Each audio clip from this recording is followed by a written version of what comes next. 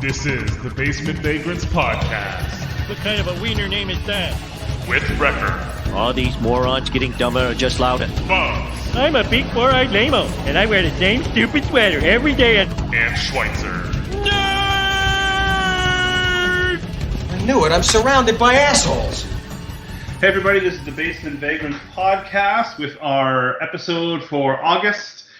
I think we average about once a month now, roughly. Close maybe. to it. Yeah.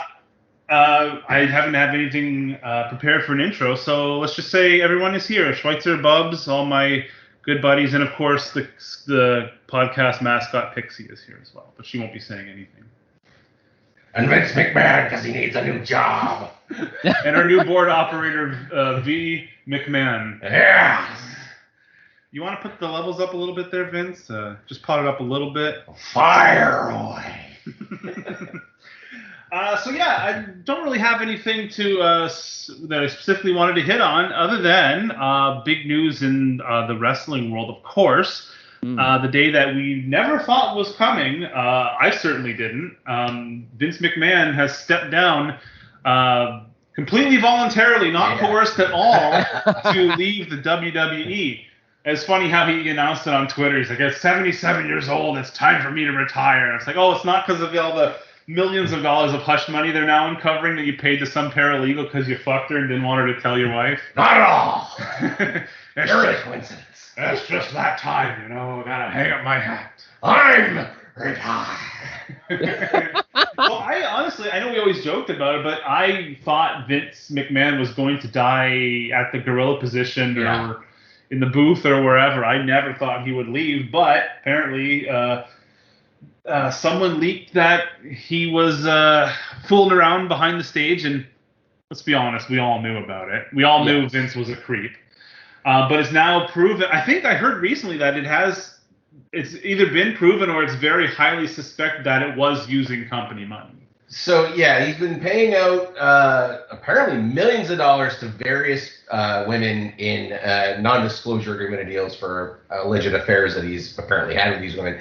So the main one is, well, they hired her as a paralegal. What it was some woman, I guess, he met at the condo he lives at, because Vince and Linda have a Bill and Hillary thing going on. They're not living together. That's purely They haven't banged since the Attitude Era, probably. Probably not, if that. If that.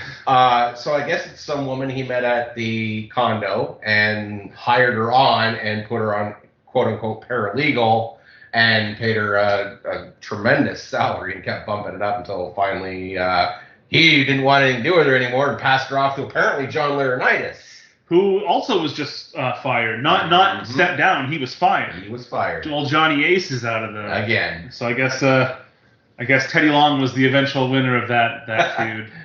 So that'll make the Bellas show really interesting if that's still a thing, because he's married to their mother.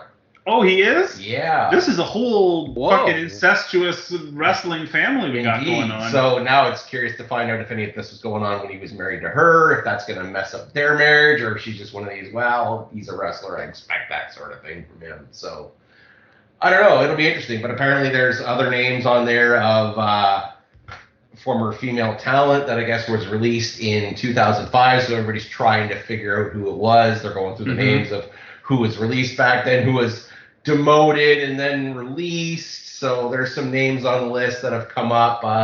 Some have speculated Amy Weber, Jillian Hall. I can't really think of who else it might be. Some have said Christy Hemme. I doubt it. But whoever it was took the money and ran. So I guess the big question is, did he do anything illegal? And was there any, financial misconduct here? I mean, if it was company money, there could be an argument for it being illegal. If it was his own personal money, then technically nothing illegal. So there's just a moral gray area there. But I mean, I think it's safe to say that even if it wasn't company money, what John Laurinaitis and Vince McMahon were doing is immoral. They're owners of the company, and they're having relationships with their employees and paying them not to talk. I mean, it's certainly immoral, not illegal. And I mean, I've always, when this whole situation started, my take was, as long as it's not company money, what two consenting adults tend to do, even if it's morally shady and creepy and gross, that's their problem. But now that I've had more time to think about it, he is the owner of the company, and it's hard to say that in a relationship like that there is no kind of coercion involved. Yeah. Like, well, okay. For, like, say, some of the divas, I say yes. But, I mean, if it's somebody that he only brings in because he's having a relationship with her, then I think that's completely different. He was already with her before he hired her. He only hired her to basically pay her to shut up, right? So it's still scummy, and it looks Super really scummy. bad. I think that's the biggest. Like, if this was a private company still, I think this could all just go away. Nobody would care. But because you have to answer to stockholders, shareholders, and a board of directors, if there's ever a potential sale on the books, you got to answer to Peacock, to Fox, to all these different hands that are in the pie, so to speak. It just looks really bad when you're, especially in this era now, and the whole we're not that far away from the whole Me Too movement. I think he had to step down. Definitely, I certainly don't have any sympathy for him or John Laurinaitis. Everything they've done to either get fired or essentially be forced to quit the company, it's of their own doing. I mean, you're a billionaire. Why not just get a hooker? Like, do the Charlie Sheen thing where you pay them enough, they keep their mouth shut. There's no ties to the business, no ties to the company. In and out, they're done. But why pay millions of dollars to somebody who could easily just, out you? But just take Vince McMahon for example. He's incredibly rich. And back in the day when all this happened, he's in incredible shape. He's a handsome guy. Mm-hmm. Why can't you just fuck women and that's it? Why do they have to hire them to fuck them and then pay them? Is this just what billionaires do? Can't you just have sex with a woman? I guess it's control. I mean, we're just nobodies and we've done it. Yeah. I can't speak for you, but for me, more than once. Mm-hmm. So, like, it's possible. I don't understand why all this. I think these millionaires are always involved in these sex suits. I think, one, it's discretionary, and two, it's complete control. Because if you're paying somebody, you get exactly what you want from them. There's no emotional ties. There's no, I want this, I want that. Is it a control thing? This is you're here, you do what I want, when I want, and then you get the fuck out. I think it's a control thing, personally. Yeah. Yeah. And they have the money to make it and the power to make it happen, so why not? I don't know. It seems like more hassle than it's worth. Well, yeah. I guess they look at it as ordering a pizza. Yes. But then, like what you said, if that's how they look at it, then just get a hooker. I agree. You don't have to hire them to shut up. That's part of their job, is to not talk about it. Yes. And you could say, well, they were both married, but like you said, they have a Clinton thing going on. I guess the only thing Linda doesn't care that he's sleeping with people.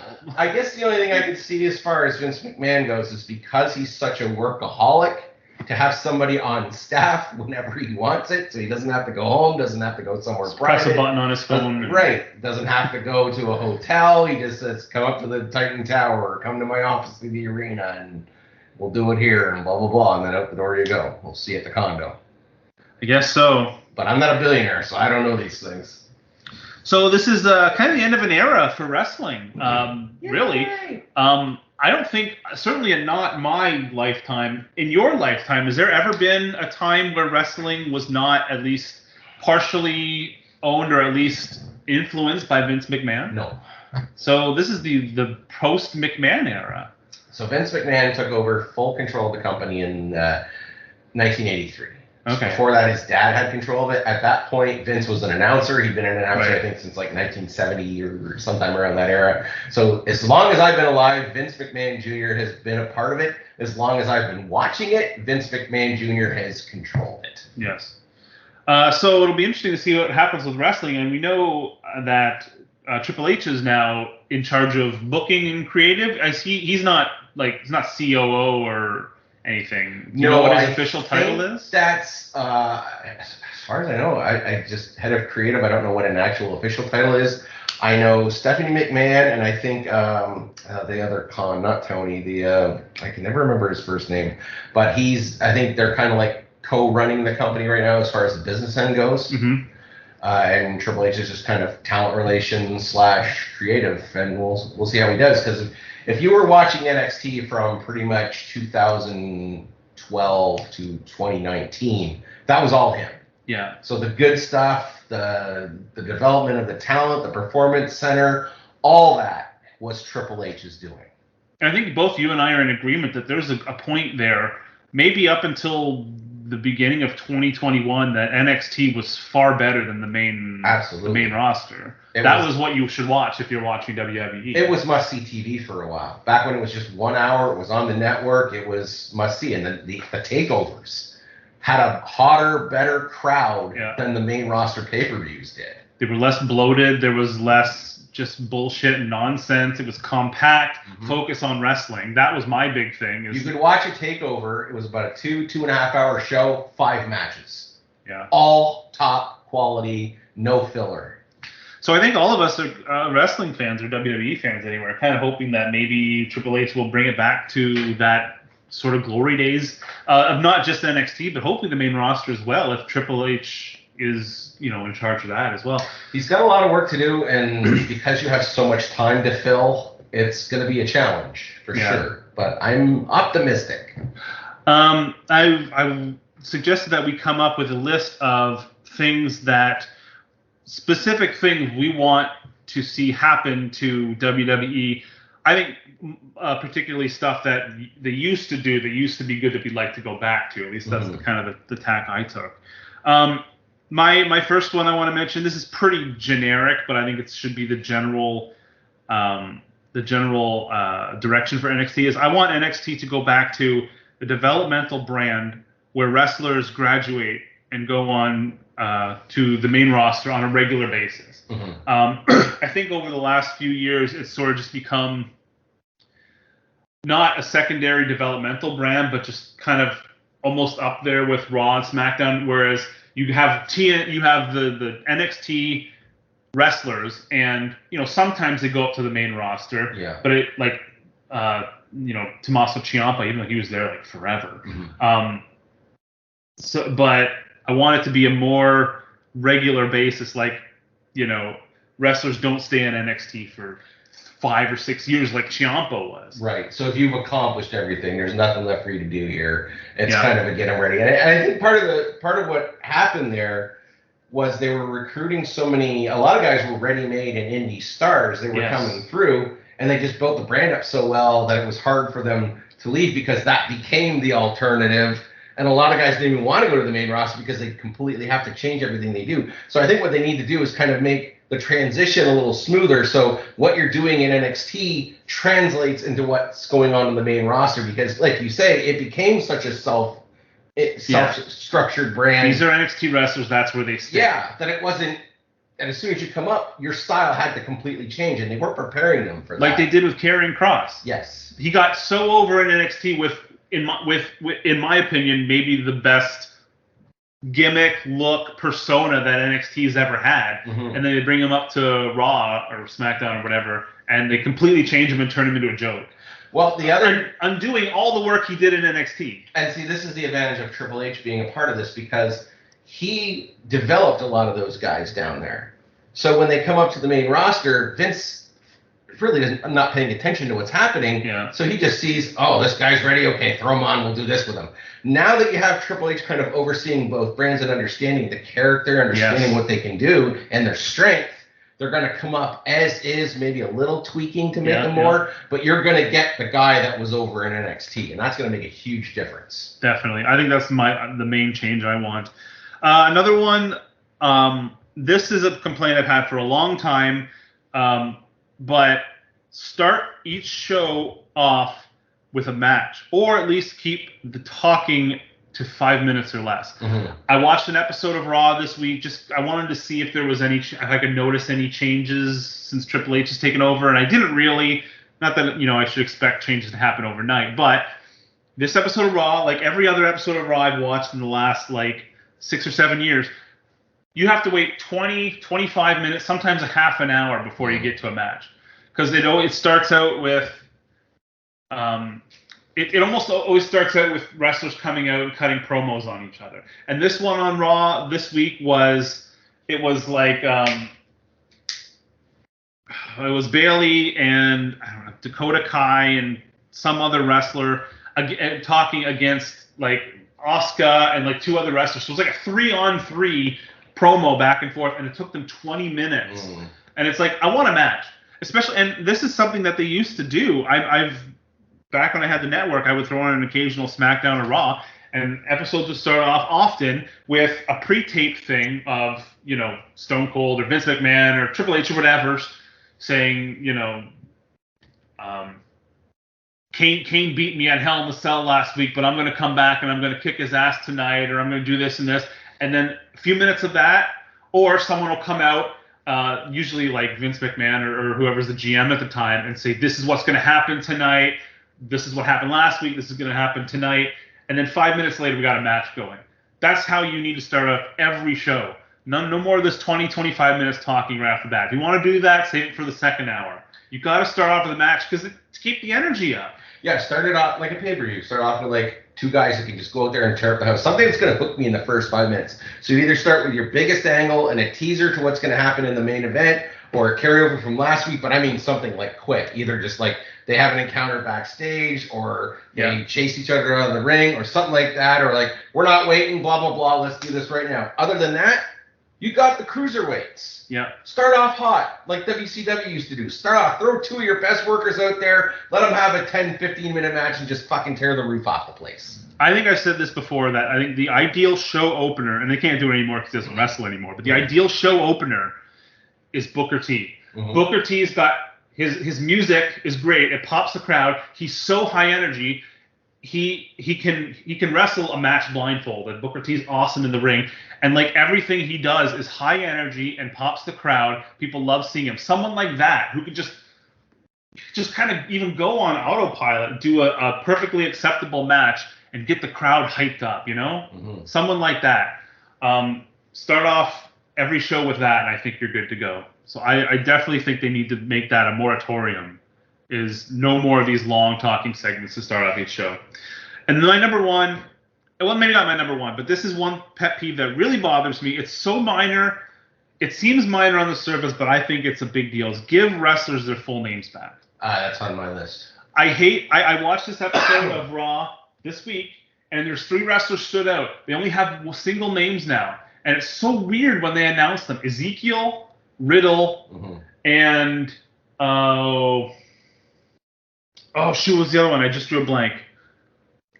I don't know. But Ciampa. Yeah. It's not Tommaso Ciampa anymore. It's just Ciampa. So when they come to the ring, it's like making his way to the ring. Ciampa. It's like, what the fuck is Ciampa? It's not relatable. No. You can't relate to these people. It's one thing if you got like a spectacular name that you've got, like Walter. Walter was fine because that's what you always knew was Walter Ed, so it worked for him.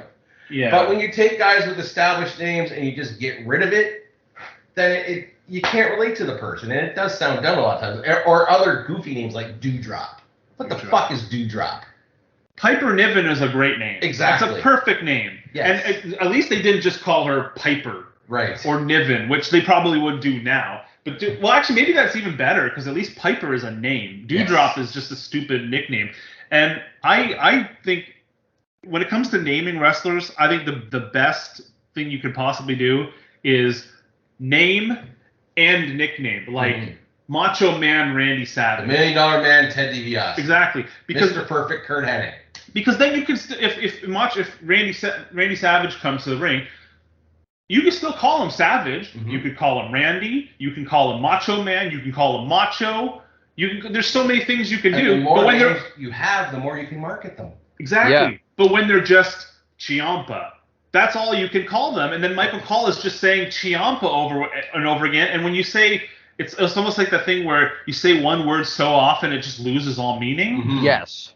Then the wrestler has essentially lost their name. Yes. And I've complained about this a lot with the entrance music when we watch WCW, because they always skimped on the wrestler's entrance music.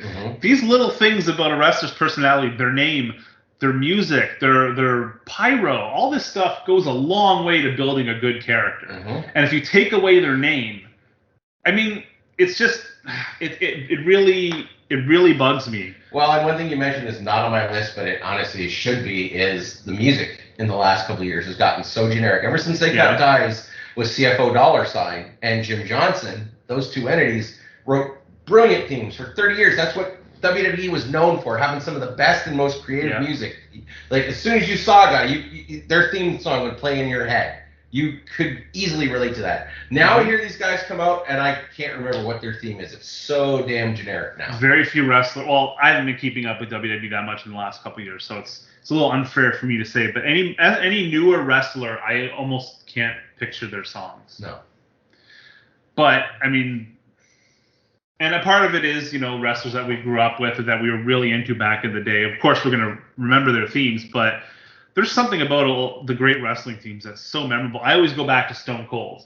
Yep. Just that simple glass breaking sound effect. As soon as you hear that, it triggers something in you where it's like I don't have to tell you, when you see crowds react to that glass break, they go fucking nuts. Yes. People go nuts from that one little sound effect. That 2-second MP3 of just pops the crowd instantly. Yeah. If you smell, boom, crowd lights up. The first few notes of the first chord of Triple H's song. Yep. The toll of the bell for the Undertaker. Yeah. Little things like that. It helps so much. I think needs to come back, and it's kind of lost right now. It's almost kind of like there was personality in the music as well. Oh, of course. Because Jim Johnson was brilliant at that. He would just write a song around the characters. Like, what does this guy do? Vader, he kind of stomps and he walks. Like, dun, dun, dun, dun, dun. Like, he'd come up with something just by looking at the guy and knowing what the character was going to be. If you want to analyze it, Stone Cold, Stone Cold's the basic of Steve Austin's character. He's anti-authority. Mm-hmm. What do you think of when you hear of glass breaking? Someone shattering a window. What's more authority breaking than that? And not only that, his song is kind of a take on a Rage Against the Machine song. What better than toppling authority? Exactly. And The Rock, do you smell, like, his whole thing is his voice. Yep. He's the best talker in the business. So his song starts off with, "If you smell," like, it's perfect. It's perfect.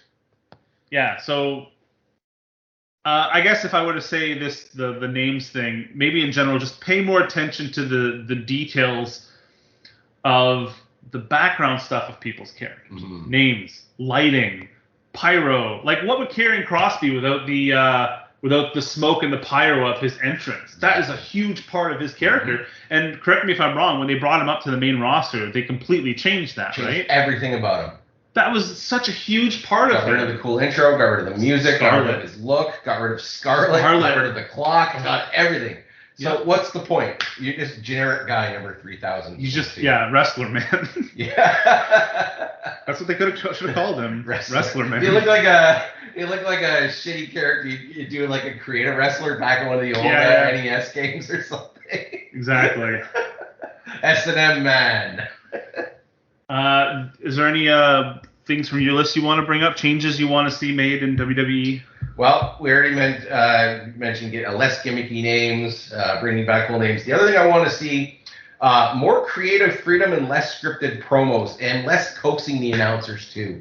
And that's one thing I've already heard people say is they can tell that Vince McMahon is not yelling at the announcers in their headsets anymore. Yeah. Just letting them have a little more freedom about talking about the character, talking about the match.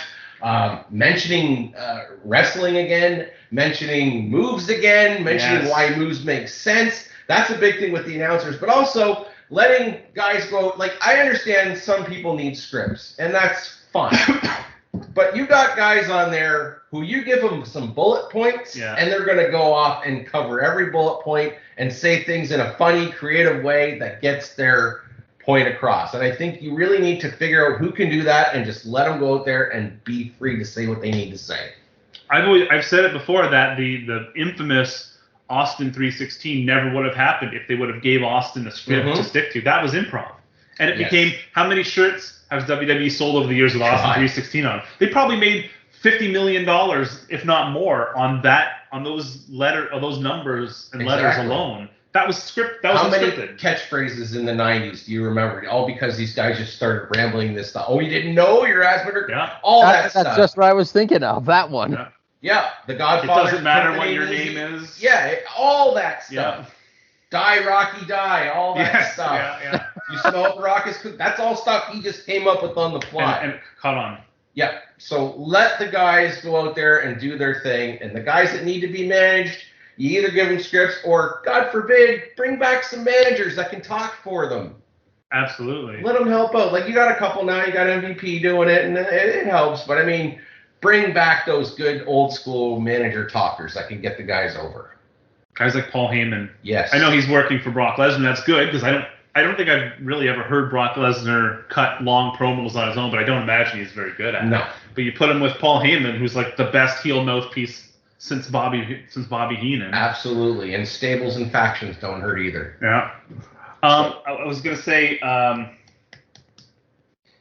was listening to Jim Cornette's podcast recently, and there's a 30-minute or so clip on YouTube he did where he was going over a script. Someone leaked a Raw script to him recently, and he was reading the script for Raw, and they have everything. He was going through a Becky Lynch promo, and they had everything that she was supposed to say, including pauses.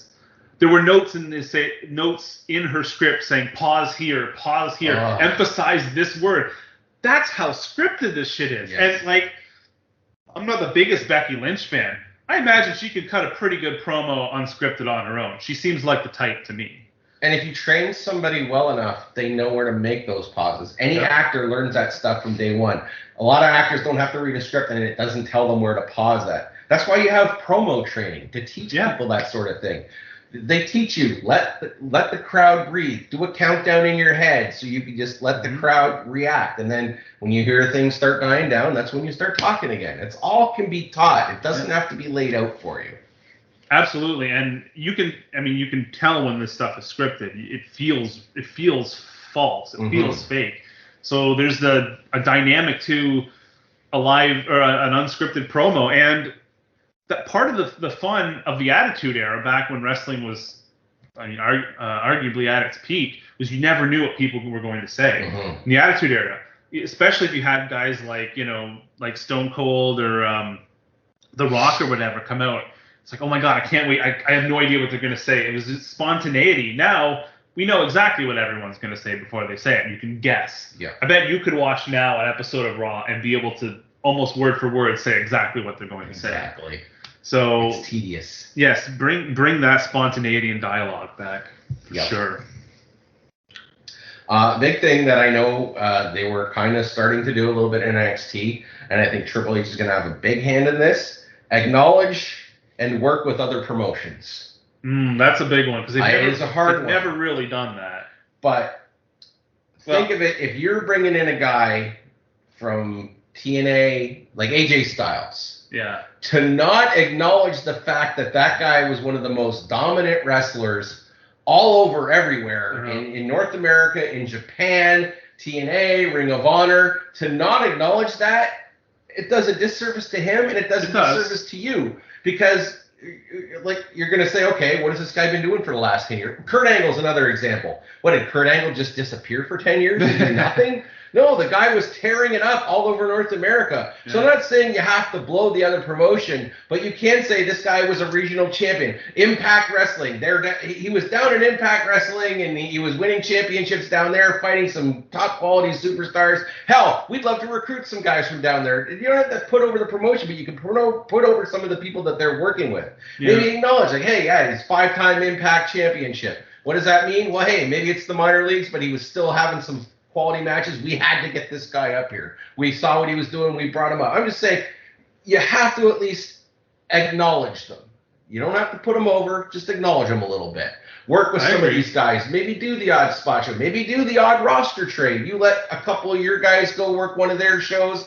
You get one or two of their guys come work a couple of your shows for a little while. Just maybe a little talent exchange here and there. If TNA's having their big anniversary show, let a couple guys from WWE go down there and work that show for them. Make them look at. They're not a threat. Yeah. They're not a threat. They're never going to be a threat. Impact Wrestling is never going to be a threat. Even AEW is never going to be a real threat to WWE. They're going to do good. They're going to make a lot of money. People are talking about them. WWE's not going anywhere if AEW succeeds. So let guys go do that stuff. Talk about Jericho once in a while. Don't just, as soon as these guys leave, they disappear, they're gone, they're nothing. Mention them once in a while. How big would it be if WWE and AEW did like a crossover show where they had Fed stars against AEW stars. That could be the biggest wrestling show in history. Absolutely, it could. But you know, I don't know if they'll ever do it. It's a lot to ask. I was just gonna say they've never really done that to No. any real degree. The only other promotions I can think of that WWE's even mentioned is like New Japan. Yeah. And probably because they're in a whole other country, they're literally no threat to them because they're halfway around the world. They never mentioned TNA. They mentioned WCW and ECW back, you know, when Vince McMahon bought them or just before that and stuff like that. During the Well, and then when they Wars, were funding ECW, they would send guys down there once in a while. Vince McMahon was funding them, so. But they never mentioned AEW. They never mentioned TNA. No, and Ring of Honor. the hard thing is if you do one of those co-promotion shows is whose guys go over. So you'd have to establish a long-term working relationship, I think, before something that could happen. But then you work it out and say, okay, this year, this guy, and this guy goes over. Next year, you do us the favor back, and then we build up anticipation for the next show next year. It's a lot. And that's a big if down the way. But I'm saying just even little things, like you acknowledge some of the history of these guys when they come in. So it makes them look more legit instead of just saying, oh, these guys just popped up out of nowhere and they're rookies. They're not rookies. Guys like Tommaso Ciampa, Adam Cole, all those guys were not rookies when they came in. They needed seasoning, but they were established characters. And the NXT audience knew that when they came in. And that's why I think a lot of the reason why NXT got over back in the day, because they saw these guys with a rich history coming in. And a little bit of it was acknowledged, and that's why they were successful. Guys like Kevin Owens and Sami Zayn and Samoa Joe, people knew who they were. Daniel Bryan. Absolutely. They knew who AJ these guys Styles. were. They're not rookies. No, for sure. No. So that would be that's major. a big thing for me. That would be major. The other thing, I think, redesign title belts and give them a purpose. These ugly ass, just giant logos in the center, and I understand why they do it. When they give these belts out to people, they want the logo to be prominent, but at least have a little style. I don't know. When I saw Hulk Hogan's belt in the 1980s, I knew it was the WWF title belt, and I'm sure a lot of people did. Yeah. The same with the boxing championships. People knew just by looking at some of those belts exactly what they are. Mm-hmm. So redesign it. I'm almost thinking of, you could kind of hybrid some of the design. You take the old winged eagle belt, and maybe where the globe is, you put the big WWE logo right in the middle. So it's still got the style of the winged eagle, but the out front logo of the WWE. Why not? I don't like how the some of the belts look like exactly the same. Like the SmackDown and Raw Championship or whatever, where it's just color swapped versions. And it's like literally just the WWE logo on a belt. That's so goddamn. Even the women's belt, does it look that much different from the men's belt? Yeah. Not really. Say what you want about the Butterfly Divas belt. At least it was iconic. At least you could tell exactly what it was when you look at it. But yeah, some of the belt design is so generic and God, even the Cena title is better than what they got now. Oh, and I hate that belt. But Triple H is an old school guy, so I can see him incorporating some of the old school designs into the new belt. So I'd say give it a year, and he's probably going to redesign some of these belts. I'm really hoping they do it. But you got to make these titles mean something. There's so many titles now that it's gotten ridiculous, and they don't mean anything. Which ones do you think they should get rid of? Well, for one thing, there should not be 2 world titles. So one of those has got to go. There should not be 2 tag team titles. One of them got to go. U.S. or Intercontinental, pick one. There's no reason for 2 of them. Exactly. Now, I had an idea. But keep the 24/7 title. That one is money. Comedic gold. Why not? No, that one sucks. That one fucking sucks. I think you need a Grand Slam championship. So, I've been watching too much baseball. I know. Here's how this belt works. In order to get this championship or qualify to fight for this championship, you have had to have won the tag title, the Intercontinental title, and the world title. Once you have that, you can fight for the Grand Championship. Now, is this title above the World Championship? Not necessarily, because here's how I'm thinking you get around that and just go, well, why would I fight for the World title when the Grand Championship's a bigger thing to have? I think the Grand Championship is something that you have a tournament for once a year. All people who have qualified for it, meaning you've had to have won all 3 of those other titles to qualify for this tournament. However you want to structure the tournament is up to you. But the advantage of having not only being the prestige of the Grand Slam champion, it gives you advantage in the Royal Rumble of maybe get her off of there. Of maybe being like number 20 through 30. So guarantees you good rights there. guarantees you can pick your team at Survivor Series, Oh. guarantees you maybe a future world title shot whenever you want it, but not one of these Money in the Bank, call it whenever title shots. Maybe it guarantees you a main event. Maybe it guarantees you a type of match you want. All I'm saying is, if you're the Grand Slam champion, for 1 year, you get all these perks, all these advantages of being the Grand Slam champion for that year. Do you get to hold the title for multiple years, though, or do you have to vacate it? You have vacated at the end of the year, and it's fought in a new tournament that year. So you can, you maybe, and it also maybe gives you a bye in the next year's Grand Slam Championship tournament. So there's so many things you can do with this. You now have a year's worth of story you can tell, not only leading up to who's going to fight for the Grand Slam Champion tournament, but the advantages that guy has, the perks he has. People trying to find tag partners to qualify to get to the tag team championship to fight for this. Maybe guys who've only been world champion, now they want to go fight for the Intercontinental Championship so they can get the Grand Slam Championship. Like, there's so many avenues and so many stories you can spur just off this one thing. So in order to have this belt, you need to have won all the other belts, essentially. Wouldn't that make the pool of wrestlers that are able to have that belt very small? Exactly. But that gives the prestige of it, right? But then eventually, after 10 years or so, there'd be enough people that more of them would be able to get the belt. Exactly. That's an interesting idea. Now you're going to have more people who maybe never thought of being tag wrestlers now try to win the tag team championship. Yeah. Like I say, maybe you're going to have main event guys who never wanted the Intercontinental Championship now fight for that Intercontinental Championship. Maybe a guy like a big name, not top tier guy, like maybe B tier guy like Seth Rollins. Just say Seth Rollins never had the tag team championship, or if they introduce the Grand Slam, they need to have won it again, per se.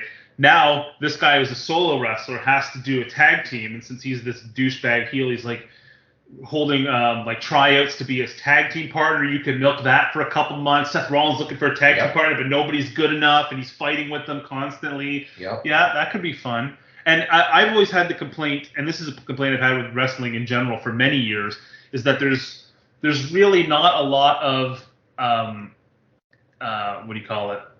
there's really not a lot of incentive to get a lot of the belts. Yes. Especially like if you have or have had the World Championship, why would you give a shit about the US Championship? There's no reason to. Nope.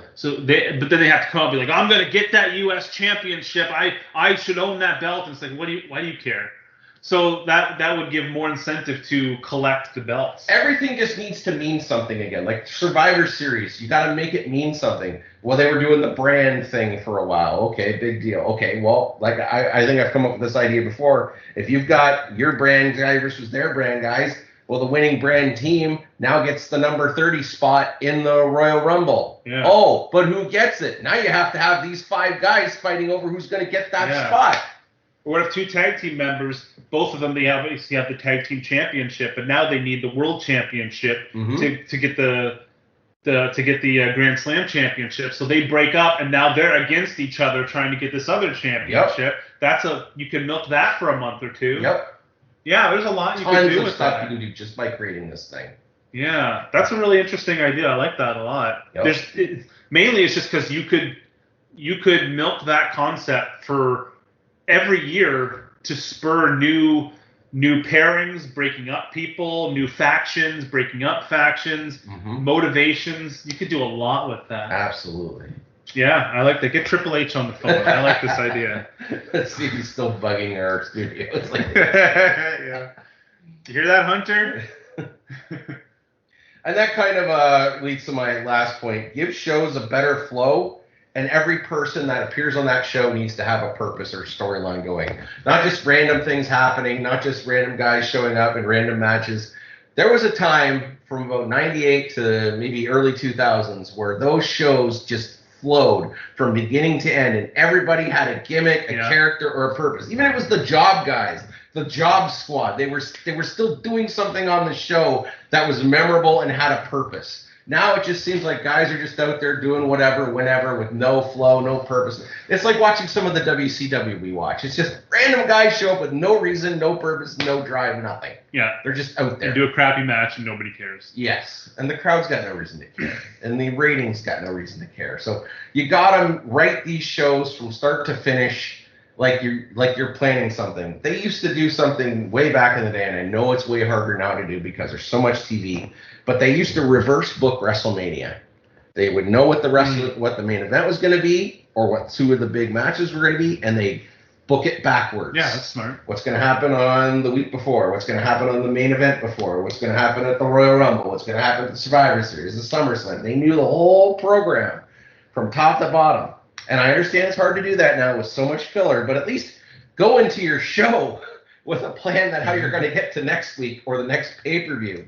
The fact that Vince McMahon was throwing away scripts and rewriting the show an hour before Raw, it shows. It shows that it looked like crap. So that's got to stop. That's how they should have booked the new Star Wars movies. Go look at what you want to accomplish and then work backwards. Yes. Yeah. Don't just make it up as you go along. And have the same team working on all three. Exactly. But just another minor thing I thought of, inspired by one thing from AEW I like is the concept of AEW Dark, whereas this 1 hour show a week where it's just minor people from AEW mostly, and then brand new wrestlers. It would be cool if they did on NXT. They did like the NXT Invitational every week, where they bring on brand new wrestlers you've never seen before. You know, not even hired by the company, but maybe just indie guys or whatever, and give them a match. See, I like AEW Dark, not because it's good wrestling. It almost always isn't. But I like seeing new faces every week, even if they suck. I like seeing new faces, new names. agreed. It's cool just to see brand new people every week. That would be neat for NXT, where it's just, we're bringing on these local indie wrestlers, and hey, if they do a good job, maybe we'll hire them on. Maybe we'll give them contracts. You never know, and maybe they never do. But I think that would be a cool way to show just a fresh faces every week. Give them 5 minutes. You can spare 5 minutes. Yep. I think that's one thing I like about that AEW does that maybe they could. Well, they were kind of starting to do that with that one tournament they were doing, the Next Level tournament or something like that in NXT a couple of years ago. And then now they have NXT Level Up. I haven't watched any of it yet, but I'm assuming maybe that's kind of what that's becoming. I don't know. Have you watched any of that? No, I don't think so. I don't think so. I might have to check that out one of these days. Maybe that's what that is. But I honestly, if an entire show, one of the things I like about AEW Dark is it's on YouTube. It's very easy to watch. And if they're doing their own version of that, fine. But I think it would be cool to just have one match every week on NXT. Agreed. But, maybe this is all wishful thinking, but I think we both kind of have faith in Triple H. Like, we know he's passionate about the business. He has good ideas. We've known from things he's done with NXT in the past that he likes working with new guys and building up new talent. So, I'm not saying, he's the wrestling messiah who's going to save WWE, but if he has a lot more influence, I'm hopeful. And this is coming from fans who genuinely like what they did. Because you always got these people say, if you don't like it anymore, stop watching, or you hate wrestling. Fans hate wrestling more than anybody else. Like, we're clearly coming from a place where we're not hating on it just to hate on it. We've come up with solutions, ideas, things that we like that can make the product better. Whether or not other people like them, I don't know. But it's not just hating on it for the sake of hating on it. It's something I liked, something I loved, and something I want to see be good again. And I think with some tweaks, you can make it good again. I didn't stop watching WWE because I hate WWE. I hate the company. I hate wrestling. I don't want to watch it. I want to watch WWE. So I want that feeling again. Yeah. That's what it was like for me. Like me, my sisters, my dad used to love SmackDown. I used to follow it closely, but then after a while, it's just like, no, it's bad. And that's how it is with a lot of stuff. And sometimes you keep watching because you want to see it return to the glory days, but eventually it gets to a point where you just say, no, that's it. I'm walking away. Maybe I'll come back one day, but they've got to earn my love and respect again. I think even worse than it being bad, it just got boring. Oh, yeah. Yeah. At least something bad, you can laugh at it and mock it. We watch bad wrestling all the time. We watch 90s WCW. It's terrible, but it's fun to watch. Exactly. Yeah, But modern when I'm WWE. just watching the same boring, redundant, formulaic stuff that's just not going anywhere and repeating for the sake of just because it's on the calendar. A Hell in a Cell match. Why? Because it's on the calendar. Yeah, because we got to do it. That's boring. Give me a reason for it. I have no delusions that wrestling's going to return, or WWE anyway, is going to return to the glory days of, late 90s, early 2000s. I don't know if it can ever be that again, but it can be as good as NXT was in 2018. That's all I'm asking. That's, I'm fine with that. So anyway, I guess the future of wrestling. Oh, go ahead. There's one wrestling thing that I want to bring up. Ric Flair had his last match. Yes. And apparently almost died. Well, kind of expected that. Well, yeah, but I read that he passed out twice during the match, and he had also been dehydrating himself. I don't know. Bubs and I, we haven't watched the match yet. I think we plan to. Yes. But no, we haven't seen it yet. I don't know. That's a controversial one. I was kind of half looking forward to it, half dreading it, because I know Bubs feels the same way. We're both kind of against people we admire trying to prove that they still have it when they don't have it. It's kind of a sad, I brought it up before where in 2015, I think it was 2016, one of my comedy icons, Monty Python, they did a live show in London where they did all their own sketches again in front of an audience, and they were all in their late 70s, early 80s or something like that, and they were slow. Their timing was off. They were laughing and breaking character in the middle of the sketches. They were missing their cues. They would come out and they would do a sketch, and then they would leave stage for 10 minutes and have a bunch of dancers come on and do a musical number because they're 80-year-old men and they can only move for 10 minutes at a time. It was pathetic. It was bad, and I wish I would never would have seen it. That was kind of the feeling I got from hearing that Ric Flair is going to do another match, especially when his last match against Shawn Michaels was pretty damn good. Yeah. Why come back and do a substandard one again? But or when you go to a concert and a guy with a really great voice now all of a sudden can't sing anymore. Yes. Can't do the stuff on stage. Hell, I've heard stories, friends of mine who went and saw guys like the Temptations, and the one original member comes out, he's on a walker in a wheelchair and just doing this thing. You don't want to see that. Why are you doing this to yourself? Just stop. You don't want to see that. No, and that's Ozzy Osbourne's releasing new music again. Really? In the studio, it sounds good. He's got good guitarists. You can auto-tune the shit out of him. Yeah. It's fine. Do not tour. No. I saw your last tour. Barely got by. Don't do it again. You're good. I don't want to see you like that. Just stop. That being said, I've heard a little bit here and there from people on Instagram and whatnot that apparently the match wasn't that bad. I've heard people saying it was good to halfway decent, so apparently it wasn't a huge disaster. It was good that it was a tag team. Yes. And they had Jay Lethal there and Andrade El Idolo to, I imagine, carry 90% of the weight. So that's good. If it was just Ric Flair versus Jeff Jarrett, that might not be so good. So that was a smart decision. Yeah, the other worry now is he's talking about he's regretting saying that was his retirement match. No. Yeah. So I think he wants to die in the ring. I think so. I think he wants to die in the ring. Yeah. Well. See. Maybe next episode we'll talk about the match because I do think we're going to watch it. Yeah. Schweitzer, there's speaking of disaster, bad news, and horrible things happening, what's DC Comics up to? Well, it's not so much DC Comics, but Warner Brothers Discovery, because Warner Brothers has been bought by the Discovery Channel. There was going to be, this was something I actually forgot about. There was a Batgirl movie scheduled because unfortunately DC is at a point where, okay, we don't have a plan. So they never did. No, they never did. They did have a plan, but as I have described it, DC tried to enter a pissing contest with Marvel. The problem is they forgot to unzip their fly. Yeah. And I mean, oh God, it was just so disastrous. So now they're just throwing out, okay, yeah, we've got a Batman movie.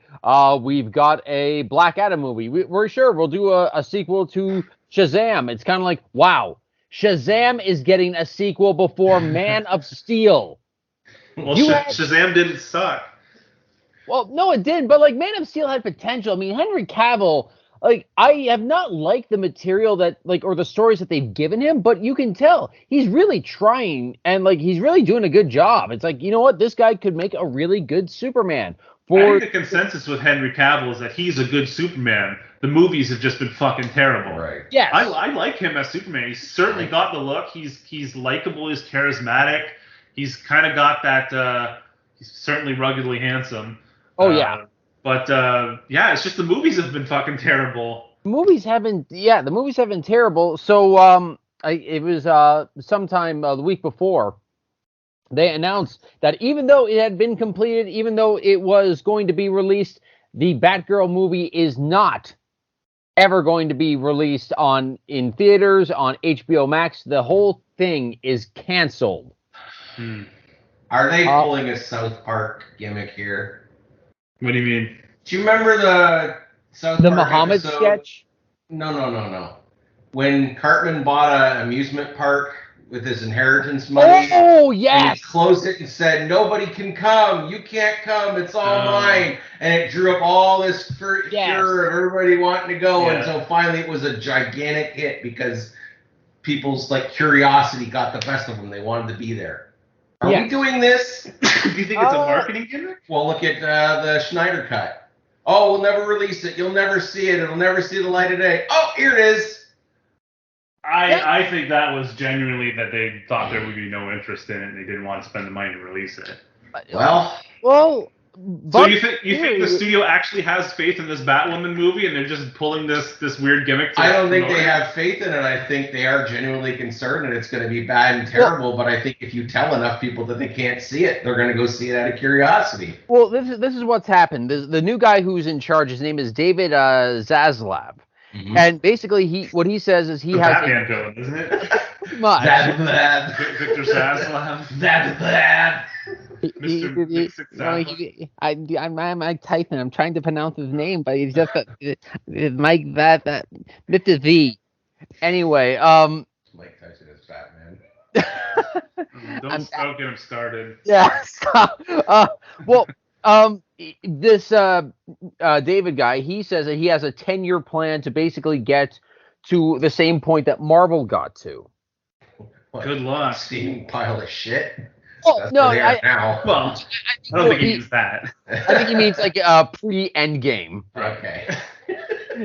But so basically, he doesn't want to do anything or put anything out there that might damage the brands of these characters, because apparently there are rumors that test audiences had seen this Batgirl movie and that they had described it as a bad TV show. And this is the other thing. This was some people are upset because Brendan Fraser was going to be playing the villain Firefly in this movie. Apparently this movie was going to be taking parts of a story called Batgirl Year One, which is like very popular. I haven't read it, but there were people looking forward to it. But then they announced, oh yeah, playing Batman in this movie will be Michael Keaton. And it's like, Michael Keaton, 70-year-old Michael Keaton, and you're thinking, oh, this is going to be our Batman. He's fucking 70. That's a nostalgia pop, isn't it? That's just much, but for nostalgia. My school of thought is if you want to do something with Michael Keaton where he's playing Bruce Wayne, why not make a Batman Beyond movie? Yeah, why not? You could literally do something like age up Michael Keaton, like make him look older, where like this is an 80 to 85-year-old Bruce Wayne. You could do that. It could certainly. What was that Frank Miller story with old Batman? Dark Knight Returns. Dark Knight Returns. Adapt that maybe. Yeah, adapt that, but then of course you have the fight in Superman, and unfortunately this is the problem with the Snyder cultists. These people are insane. You could adapt the Dark Knight Returns, but the problem is they would say, oh well, the scene where Batman fights Superman, that's just ripping off Snyder, and he did it a lot better. Well, who cares what those freaks think? Like. Unfortunately, they never should have released the Snyder Cut because they think they have all this influence and power, even though they're psycho. It's like, okay, this Snyder cult, get to the part where you drink the Kool-Aid. Yeah. Drink the cyanide-laced Kool-Aid and, let us move on. Thank you. I do think it's weird that they wouldn't just dump the Batgirl movie onto some streaming platform. Right? Especially since they already invested $90 million in this thing. Yeah, especially then, you don't need... Like, the big argument is that, okay, they spent $70 to $90 million on this movie. They're not going to release it because if they did, they'd have to spend all the money on promotion. That would add to the cost of what they're going to lose. But you just dump it on streaming. Maybe they'll make their money back. I don't know, probably not, but they'll make something, and they don't have to promote it. You don't have to. If you're putting a movie on Netflix, you don't have to pay for billboards and signs, and you don't have to pay for the actors to go out on like press tours. Just put it there. People will find it. Yeah. But if you're saying this guy who's in charge of Warner Discovery, he's seriously just like, this is shit. We don't want to damage the brand. Well, good for him. I mean, that's good. I mean, I wish that Warner was that interested in quality before they put out Man of Steel. Yeah. And started this whole debacle. But give him credit, I guess. I suppose, but at the same time, they are still going forward with the Flash movie. The Flash movie, which is starring Ezra Miller, who has finally, his reign of terror, or their reign of terror, has come to an end. Fuck his pronouns. But how are you going to release this movie with a guy who's apparently running a sex cult? He's constantly being arrested. It's just grooming children. How are you supposed to get this over? It's like if WWE were to release a Best of Chris Benoit DVD in 2009. I wouldn't say it's that bad. I mean, Ezra Miller hasn't killed anybody yet. That we know of.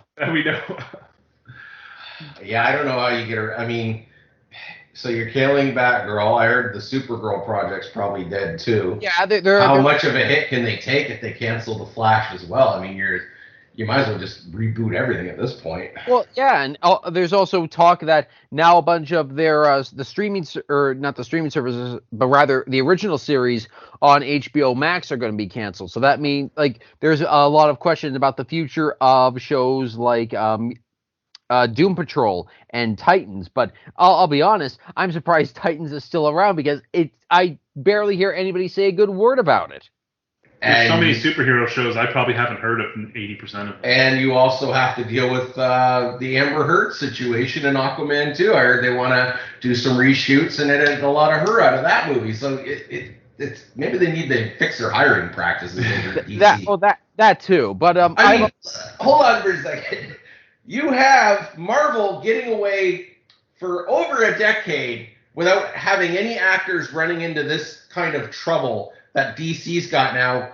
And the focal point of your Marvel universe was Robert Downey Jr., the guy who was essentially, arrested and passed out in the bushes somewhere? Well, he did blackface in Tropic Thunder. I'm surprised they never got on him for that. That guy had a major drug problem. He did black, he did all this other shit, and you centered your franchise around him, and it worked. Yeah. I mean, tell me DC can't get by with what they've got? They've got 4 or 5 different people causing problems in their shit right now. It's ridiculous. Oh, it is ridiculous. And like I said, there's no real plan. It was just, all right, we've got to catch up to, the Marvel as fast as we can. So it's why the Justice League movie felt so bloated, even though it had a third of the characters as Infinity War. It's I don't know anything about, I felt like Ben Affleck was not a good choice for Batman, in all honesty. I feel like I'm getting tired of universe building. I'm kind of just missing standalone movies. Yeah, me too. Which was the nice thing about the Joker until, what they're doing to it now. Oh, God. But it was a nice standalone movie. Didn't have to connect with anything else. It was good on its own. Can we maybe go back to doing some more movies like that? Without having to build universes? Yeah, well, that's what the Robert Pattinson Batman was. That was pretty much just a standalone movie. Good enough. Let's do more of those. Yeah, no, I have no problem with that. You've seen the Robert Pattinson. Is it just called The Batman? It's just called The Batman. The Batman. You've seen that. Did it feel like they were trying to set up a whole universe of that movie, or was it just a self-contained story? Sure. Just a self-contained story. Now they're probably going to do a sequel, but nothing's been greenlit yet. However, if they were to do another if they were to do a sequel, fine. But I'm kind of in the same mindset as Bubs. I am tired of the word universe or cinematic universe. I mean, for fuck's sakes, I remember they released a barbershop movie, and an article said the third movie in the barbershop cinematic universe. It's a franchise. There's 4 of them now. You know what? I know it's like a broken record saying I'm sick of superhero movies, but like I was looking at movie news sites to find stuff to talk about on this, and it's 90% of it is just who's going to be in the next Ant-Man movie, who's going to be in the next Batman movie. It's all just superhero stuff. I'm done. I felt done with Marvel. The only thing I went back to after Endgame was the second Spider-Man movie. I haven't seen the third one yet. I don't care to. I just feel done. Mm-hmm. Same here. Do I want to have to sit through Ms. Marvel to watch the next Thor movie or She-Hulk or Avengers 10? That's the thing. I should not. Don't do this thing where it's like, well, if you watch this show, you'll have an understanding of what. No, I should not have to watch a TV show to understand what's going on in your movie. I shouldn't have to read a comic book to understand what's going on in your TV show. I mean, that was the nice thing about the Netflix series, was that like somebody who is very clueless about comics, like my own father, he could just like watch this and then, he could enjoy it. And it's so watered down now where it just all doesn't mean anything anymore. Yeah. Yeah, well, it seems that's what mainstream movies are now. It's superhero movies. But wait, Phase 5 is coming! What phase are we in now? I don't even know. I meant phase out. Yeah. That's where I'm at. Yeah. Well, is there anything else you wanted to bring up, Schweitzer? No. No? It's just... Okay. Yeah, sorry. We didn't do any prep for this show. That never happens. Nah, that's fine. I've been watching movies lately quite a bit. I've actually been watching baseball, surprisingly enough. That has really thrown me off. I don't know. Okay, my life has become such a routine where I pretty much do the same thing every day, and every night I basically watch a movie every night. Mm-hmm.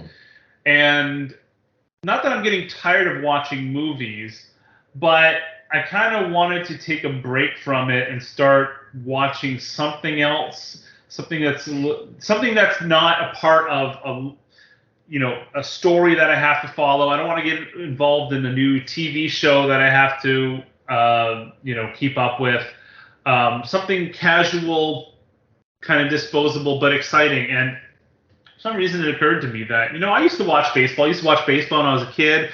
I used to listen to it on the radio, which is crazy to think of anymore. I remember when I was 10 or 11, I used to fall asleep listening to Toronto Blue Jays games on the radio. I used to find listening to baseball very soothing. I used to watch it a little bit when I was a teenager, and then I just kind of stopped completely. Same with hockey. But I thought, it'd be fun to get back into watching baseball, and I've been really liking it. It's been 2, maybe 2.5, almost 3 weeks of watching it. Not quite daily. It's crazy. I never really noticed how much baseball there is. Mm-hmm. Tigers, I've been following the Tigers just pretty much because, well, we live really close to Detroit, and Bubs is a Tigers fan. A couple people I know are Tigers fans. So I just, picked that team. They play just about every day. 162 games a year. It's crazy. I know. So there's always baseball to watch, and I've got the MLB app, so there's always a game to watch, which is cool. So yeah, it's been kind of fun watching baseball. It's very casual.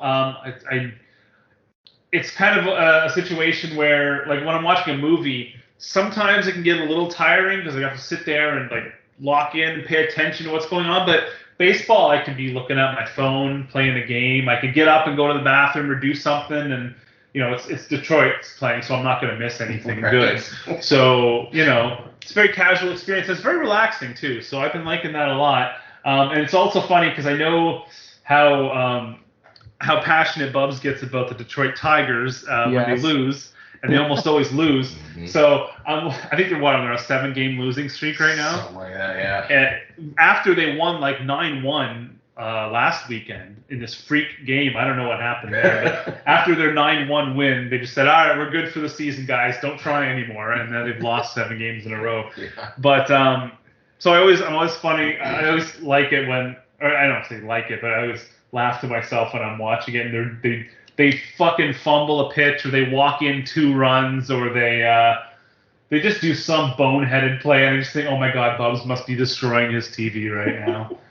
So that's been kind of fun. You almost want to put cartoon sound effects on some of the stuff they do. Yeah. It's embarrassing. So yeah, they have not been having a good season. Although we have the game on the TV right now. They're up 2-1 over the White Sox. And I give you time. Yeah. That's the problem, and I've noticed this without you telling me, and I've totally noticed this about Detroit, is they tend to pull ahead in the early to mid game, 3-0, 3-2, whatever, and then that's as far as they get. They never rally in the last few innings. There's never like a come from behind victory. It's always within first 5 innings they've scored 3 runs, and that's it for the game. That's where they're going to sit. Yeah. And then in the last inning or the 8th or the 9th, their opponent, they come back. But Detroit never comes back. No. They never do it. And you know what? It's so frustrating too, because there's so many times where, I think it was Friday's game, where they were down. They had 2 runs, and I don't think it was Chicago. I can't remember. Cleveland, maybe. Cleveland, yeah. It was Cleveland, and Cleveland was winning like 4-2, and it was the bottom of the 9th, bases loaded, and I'm like, this would be amazing, grand slam. They come from behind at the very last shot. Of course, they didn't do it. They never do it. They had bases loaded, 1 out, and they couldn't even just drive 1 guy and tie the game. It was ridiculous. It was terrible. Yeah. Terrible. Always. But I've still been liking it. It's like I said, it's very relaxing. I don't have much to say, especially since like I'm kind of new to following baseball again, so I don't know the story of any of these people. I'm trying to learn their names, and of course, there's like how many teams in the league? 25 or something like that. 30. So really, I can only memorize one team's names. Yeah. So, but yeah, I've been liking it. So I've been watching a lot of movies. I'm looking on my letterbox here. There's not really any that I really want to talk about. Especially because you guys haven't seen any of them. So, but yeah, that's what I've been doing, watching occasional movies and baseball. So, Bubs, anything you want to bring up? Not really. Just one more episode of Better Call Saul left over, and the climax is building up really good on that. So I'm looking forward to see, does he die? Does he go to jail? Does he go to witness protection? Hard to say what's going to happen with that. Well, I doubt he's going to die. I doubt Saul's going to die. Why do you say that? Because it's a prequel to Breaking Bad. No. So they're doing it, and they're doing the main body's the prequel, but the last couple episodes they've been kind of teasing stuff of where he's at after Breaking Bad. Oh, really? So they're shooting the post Breaking Bad stuff in black and white. So he's that little storyline. Oh yeah. So he's in hiding in Omaha under the name Gene. Well, the last 3 or 4 episodes they've been following him now after Breaking Bad, and things that's been going on there, and then little breadcrumbs leading to that from Better Call Saul. So we're coming to the last episode where basically we're going to find out now what's going to happen with him, what happened with Kim. Is he going to jail? Is he going to die? Is the cartel going to catch up with him? Is the law going to catch up with him? Because every season began with like a 5-minute black and white thing, so they're expanding that then. Yes. Because I kind of forgot about that, because it's literally like 5 minutes a season. Yeah. Where they're teasing the post Breaking Bad stuff. So. Yeah, like pretty much the second half of this season's been mostly that. So it's very interesting. I'm waiting for the entire thing to get finished so I can just watch it all. After this week, it will be done. Awesome, because I'm looking forward to it. I considered watching it as it aired, but then I kind of forgot the first few weeks, and then I was a few episodes behind, and I'm like, I'll just wait for the whole thing. Mm-hmm. Why not? But I am interested because I did like the first 5 seasons. 4? Of Better Call Saul? Yeah. Yeah. All right, I guess that's about it. Do you guys want to do trivia? Yes, because you said we were going to look forward to this. Well, hopefully. So this week I was kind of inspired, but I was thinking about a bunch of these long-running movie series that they have tons and tons of sequels, like direct-to-video sequels that like nobody's ever seen, right? Oh. So I came up with this idea, and it's not quite trivia really, but I thought it would be fun. I've got 10 movie franchises, and these are all series that have gone on for a long time with a lot of sequels that I'm sure you guys have never seen because I've never seen them either. Okay. I'm going to read you 3 brief synopses for a movie in these series, okay? Okay. The twist is, one of them I made up. So think of it as like beyond belief, fact or fiction by Jonathan Frakes. Okay? So I will give you the name of the franchise and read you the 3 synopsis, and you tell me which one you think is fake. Okay. Okay? Yeah. Okay, so which one of these is not a Hellraiser film? Number 1. Gamers playing an MMO based on the Hellraiser films find their lives endangered after being invited to a rave, the host of which intends to show them the truth behind the Cenobite mythos. Number 2. In 1849, at the height of the gold rush, a down-and-out prospector finds an ancient crypt when digging for gold outside the town of Dust Bowl, Arizona. Inside lies the puzzle box and an ancient secret that could doom the Old West. Number 3. In the 22nd century, a scientist aboard the Minos space station attempts to destroy the legendary puzzle box created by his ancestor. Bubs, we'll start with you first. Which one of those do you think is fake? 1, 2, or 3? They all sound ridiculous. I'm going to say the Old West one is fake. You're going to say that one's fake. Okay, Schweitzer, what do you think? That's what I was leaning towards, but at the same time, the first one about the gamers. The gamers playing an MMORPG? Yeah, the MMORPG. That's the one I'm leaning towards. So you're going to say that one? Yes. All right, Schweitzer, unfortunately, you are incorrect. That is the plot to Hellraiser Hellworld from 2005. Bubs, you are correct. Yeah! Pinhead was never in the Old West. That was one I. But I'm looking forward to Pinhead in space. That one is. Well, then you need to watch Hellraiser Bloodline from 1996 All right. to see Hellraiser in space. Okay, next one. Which of these is not a Fast and the Furious movie? Number 1. Tensions rise between Dominic Toretto and Brian O'Connor after O'Connor steals Dom's prized Dodge Charger to win a street race hosted by his father, who has been missing for 20 years and presumed dead. Number 2. Dominic Toretto, Brian O'Connor, and Mia Toretto plan a heist to steal $100 million from businessman Herman Reyes while being pursued for arrest by U.S. Diplomatic Security Service agent Luke Hobbs. Number 3.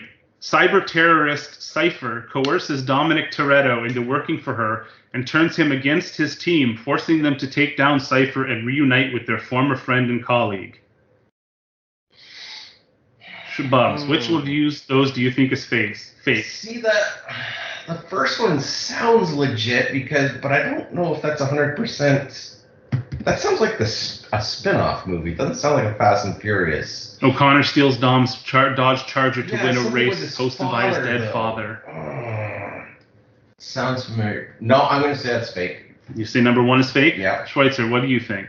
I think I'm going to go with that one, too. I was torn between number 1 and number 3, but I'm going to go with number 1 as well. All right, good news. You're both correct. That is 100%. As Jonathan Frakes would say, it's false. We made it up. It's a complete fabrication. Nice. Good job. Which one of these is not a Land Before Time film? Oh, God. There is 14. Oh, my God. Littlefoot teams up with a mysterious, fun-loving dolphin-like creature named Mo, who is trapped by heavy rain. The gang then goes on an adventure to Big Water to bring Mo back home. Mo. Number 2. Grandpa tells Littlefoot about a mythical site called Saurus Rock, where a great battle took place. Littlefoot and his friends accidentally break it and need to fix it before bad luck dooms their valley. Number 3. After a strange electrical storm, Littlefoot and his friends get transported to modern-day New York City and must find a way to return to the past before being captured and put on display by a crazed museum curator. Oh my God. I gotta say 3 because that sounds a little heavy for the Land Before Time series. Okay. It does, but at the same time, I'm gonna go with the second one. I'm gonna kick myself, but I'm going with that one anyway. Okay, Schweitzer, unfortunately, you're incorrect. Number 2 is The Land Before Time, The Secret of Saurus Rock from 1998. I should have fucking known. Bubs, you're correct. I made up number 3. There was no time travel, as far as I know, in The Land Before Time series. That would be Land After Time. Yeah. Okay, which of these is not a Children of the Corn film? After the events of the first film, the adults of Gatlin seek help from an Indian nature shaman in order to fight the pint-sized cult, only to realize the forces of nature are not on their side. Number 2, as a teenage girl comes to Gatlin to find her biological mother, the town's infamous cult plots a comeback as their leader Isaac awakens from a coma. Number 3, 2 brothers connected to the murderous children's cult of Gatlin, Nebraska, are taken to Chicago by an adoptive couple where they find the murderous cult attempting to summon an ancient tentacled beast.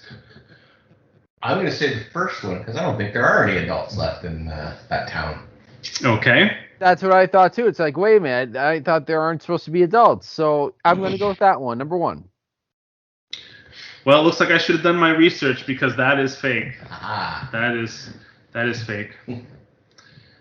Now, granted, the first one's the only one I ever saw, but I remember like the first 5 minutes of the film, they like wipe out all the adults. Was it all the adults? Yeah, I'd never seen the film and I didn't know that. And then Linda Hamilton and who's the guy in that movie? Oh, beats I don't me. know. Anyway, they show up and deal with the corn children. Corn children.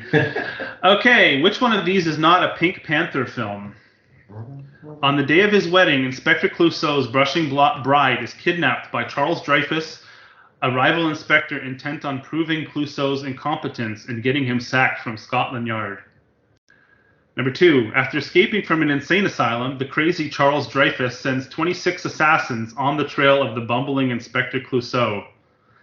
Number 3, Charles Dreyfus encounters Jacques Gambrelli, who reminds him painfully of Inspector Clouseau, the man who drove him insane. With good reason, Gambrelli is Clouseau's son. Which one of those sounds fake to you, Bubs? Oh my God. 3 sounds fake to me. 3 sounds fake with his son? Yeah. Okay, Schweitzer, what do you think? I'm going to go with the first one. The first one. Okay, Bubs, unfortunately, you're incorrect. That is Son of Pink Panther from 1993. Right. Yeah. 1993? That's what it said on I IMDb. forgot Wow. this one called that. You're right. My bad. And Schweitzer, you are correct. Whoa! Clouseau's wedding, that was completely made up by me. Huh. Okay. Okay, guys. Which one of these is not a Godzilla film? Ooh.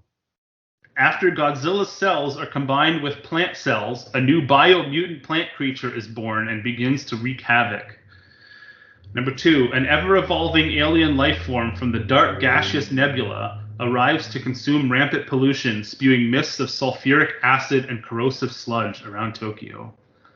Number 3, a new foe named Lavasaurus emerges from a volcano and kidnaps Godzilla's son, forcing Godzilla to travel to the center of the Earth to rescue him.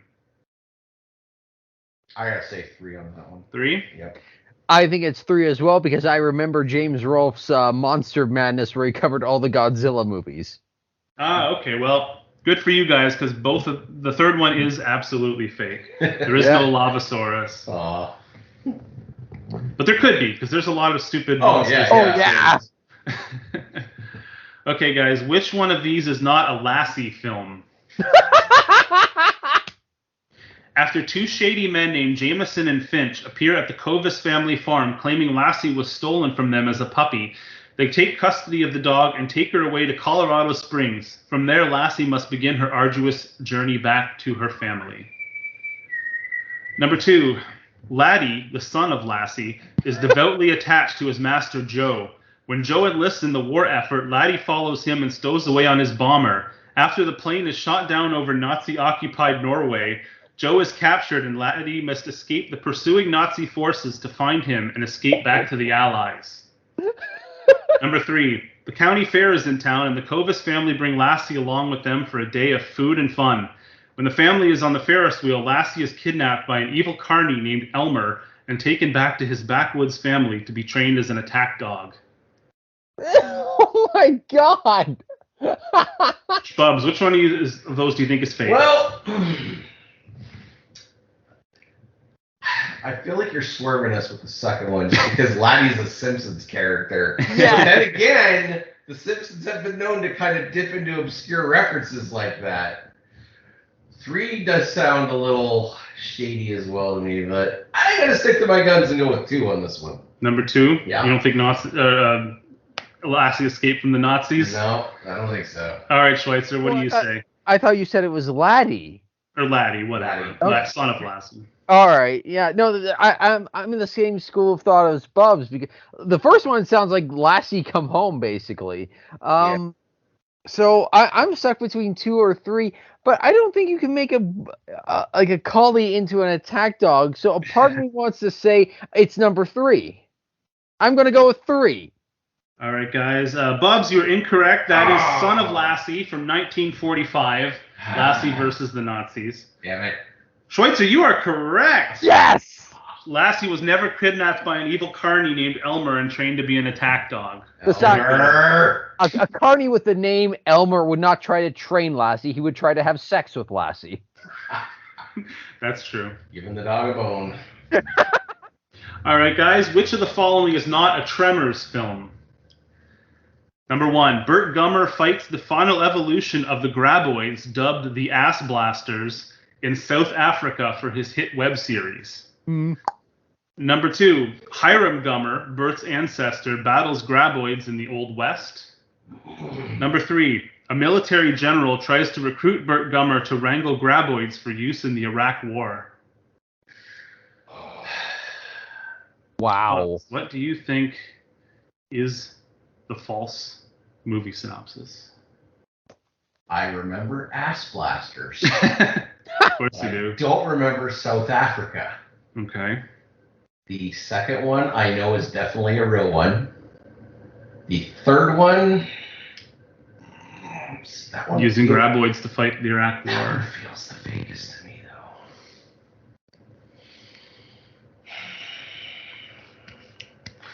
I'm gonna say 3 is fake. 3 is fake? Okay, Schweitzer, what do you say? That I was gonna say it's either 1 or 3 on this one. Oh, God. You know what? I think 3 is fake too because I think they would just be like, no, like we shouldn't profit off the Iraq war like this. Yeah, 3 is fake. All right, you guys are both correct. 3 is fake. Yes! Number 1, fighting Ass Blasters in South Africa is from Tremors 5 Bloodlines in 2015. And Bert's ancestor fighting Graboids in the Old West is from Tremors 4 The Legend Begins in 2004. So good job. You guys are really kicking ass on this. Michael Gross made a hell of a career off of those movies. Certainly has. Did better than Tina Others did. All right, which one of the following is not a movie in the Howling franchise? Number 1, after transforming into a werewolf during gym class, teenage misfit Katie discovers the curse that has plagued the women in her family for generations. Number 2, a villainous carnival owner traps a young werewolf to include in his growing freak show. 3, a man discovers that his sister is a werewolf and helps an investigator track down a gang of the monsters throughout the United States and Eastern Europe. Bubs, what do you say? 1 sounds too much like Teen Wolf to me, so I'm going to say 1. 1, okay. Schweitzer, what do you think? I think it's the second one. The second one, okay. Schweitzer, unfortunately, you're incorrect. The Werewolf in the Freak Show is from The Howling 6, The Freaks, from 1991. Bubs, you were correct. Number 1 is totally fake. And yes, I was inspired by Teen Wolf. I was hoping you would think like The Howling tried to rip off Teen Wolf. Oh, yeah. That's what I was hoping you would fall for. This is the last one, and I saved the best for last. Okay. Ooh. Which of the following is not a movie in the Amityville series? Oh my God. Number 1, an angry and entitled Karen turns murderous when she becomes possessed by an evil spirit in her house. 2. After a TV station buys the Amityville house for their hit reality show Temptation Mansion, the amorous contestants have more than their libidos to worry about. Number 3. The ultimate battle against the Amityville curse begins after the infamous murder house is exorcised from Earth and reappears in outer space. Oh my God. See, Which of the following is fake? wow. All 3 of those. So, Murderous Karen, Yeah. Temptation Mansion reality show, or Amityville in space. Bubs. I gotta say Amityville in space. Amityville in space? Yeah. Okay, Schweitzer, what do you say? It's either 1 or 3. The second one, I could see them doing rally because they did that with one of the Halloween movies. Mm. But then again, maybe that's what you're doing. You're trying to fool us, trick us. Maybe. Yeah, I had that thought. Oh, I could. God, who would stoop that low? The producers or Wrecker? Mm. Oh shit! Gotta pick one. I am gonna go with. You know, oh my God! I'm gonna go with. Fuck it, I'm gonna go with 2. 2. Okay, I'm happy to report that, Bubs, you are incorrect. Number 3 is from Amityville in Space Yeah. from 2022. So Oh my God, it's brand it's a new. recent film. Oh my. Schweitzer, you are actually correct. Yes! 2 is Wrecker original, and number 1 is from Amityville Karen, also from 2022. So I discovered a rabbit hole when researching these movies. When you think about it, Amityville is the name of a town in New York. Right. It's not copyrighted. So anybody can make a movie with Amityville in the So are title. these technically part of that lineage, though? They're based on the true, the allegedly true story of the Amityville house is a public domain concept. It's not Whoever owns copyrighted. that house, though, is probably making a ton of money on all these outside establishment shots. There are 63 Amityville movies listed on IMDb. How many? 63. 60. Jesus. As a lot of them are already in production, are still in production, including some of these. Here's some of my favorite titles. Will be. So 63 Amityville movies, including Amityville Island, Amityville in the Hood, Oh my. Amityville Bigfoot, Amityville Cop, Amityville Shark House, Amityville Rideshare, and my personal favorite, Amityville Vibrator. Oh, that's the 69th one. So yeah, I fell down this rabbit hole of really low budget Amityville horror movies. Yeah. Wow. Goes and review it. Well, at the end of the game, Bubs is the winner. Woo! 7 to Schweitzer 6. I But you know. guys did really good. I think you get either one of you guessed the false one in every one. Nice. So either I need to do a better job, or you guys are good. Although I didn't really intend that to be like super difficult. It was Right. more for fun because I didn't. Nobody knows any of these movies. No No, one's seen God, The no. Howling 6 or No. I think Tremors 4. I think I watched the first 2 Tremors. I might have seen the third one, but a lot of them went, like you say, either direct TV or like direct to like TBS or like some cable channel or something. Yeah, Sci-fi. one just came out like a couple years ago. Tremors 7. I think it was called Shrieker Island. Mm. Of course, Michael Gross is in it because he's got to get paid. That's making money. So yeah, that was fun. Yeah, maybe for the next episode we'll review Amityville Vibrator or Amityville Cop sounds fun. Yeah. I think, or Amityville Bigfoot. So yeah. Dead cops, dead cops. Or maybe we could just make an Amityville movie. I Why was gonna say, not? why don't we just Else's. make one? Anyone can do it. Yep. So yeah, that's the Basement Vagrants podcast. We're still doing it. Good show. I guess by the next episode, I will have finished my recent rewatch of Deep Space Nine. Obviously, we talked about Deep Space Nine a lot, but there's a few things I want to bring up that I've noticed, things I've come to appreciate about the series since. So I think the next episode, I'm going to do a little bit of a brief recap, highlighting some of the things about my new recent watch through of I said Amityville. I got Amityville in the brain of Star Trek Deep Space Nine. Amityville Space Station. Yeah.